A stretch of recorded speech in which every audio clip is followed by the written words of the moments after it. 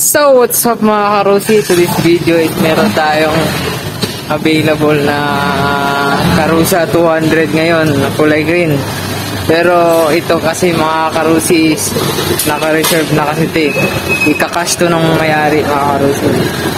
So yun, antayin natin yung client natin, tinawagan na natin.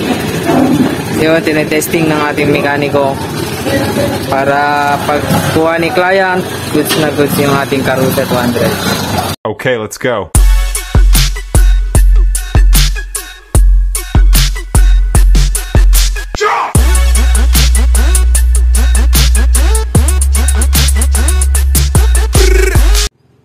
Yun mga karusi, meron na yung ating client at saka tinuturuan na ni Sir J-Lord kung paano gamitin tong ating Karusa at saka yung dapat hindi gawin. Yun, di ba?